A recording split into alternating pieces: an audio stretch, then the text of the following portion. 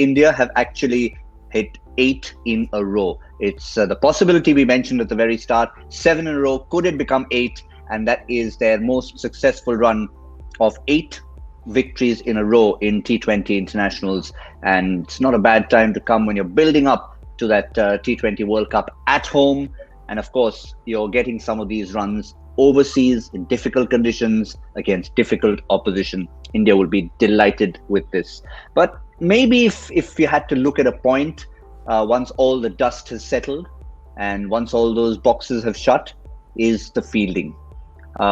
We had a few instances today, not just the catches that were dropped, but that one went through the legs of Sanju Samson, conceded the 5 extra runs, and we can just put those down in terms of what they were. The simplest of them, ironically, Zaheer, was skipper himself. 6.3, as you see, there's consecutive deliveries. Finch dropped, and then next ball, Darcy shot put down. Wasn't costly at the end of the game, but certainly when it comes from someone like Virat Kohli, he can only smile about it, but sometimes it can hurt. Exactly. So when you look at the whole game, you will see that Indian team has not really played to the potential which they should have played this game to win the match, and that's why you will be more concerned about Australian side, in spite of having this poor fielding effort, in spite of dropping catches, some misfields, overthrows going for boundary.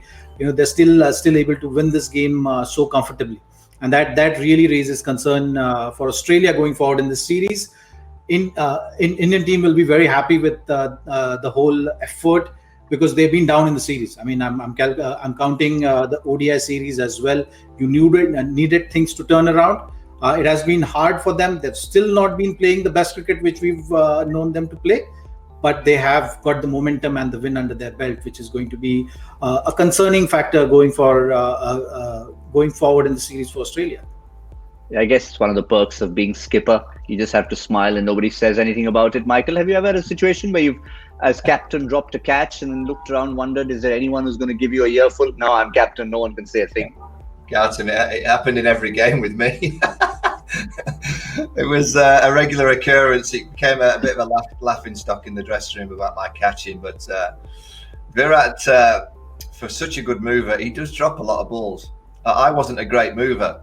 Virat is, yet he still dropped a lot of balls. It's his mind. His mind's all, he's so active and he's so busy. He's always thinking and probably thinking about bowling changes, fielding settings, and before you know it, you've not quite concentrated on that ball going into the hands. And it doesn't matter who you are, if you don't quite concentrate all the way for that ball to go into the hands, it slips through. It actually just clocked him on the side of the head, which was quite amusing. I can only imagine Justin Langer, who just had to see Chahal replace Jadeja as a concussion player, and the skipper who's actually kind of taken that leap of doing that, gets one and knocks him on the head. It was almost like just rubbing a little bit of salt into Justin's wounds. But delight for India. Actually, two games ago, I was on here and I think we always saying it could be a long tour. They had to get a win. They got the win on Friday, and now they've got this one. It's a really big kind of boost for the morale of the team. Winning is what keeps you alive on tour. It keeps the buzz and the energy around the group. So these 2 wins in Canberra have really given the Indian side a massive boost going down to Sydney for the last 2, and then obviously the Test series starting in Adelaide.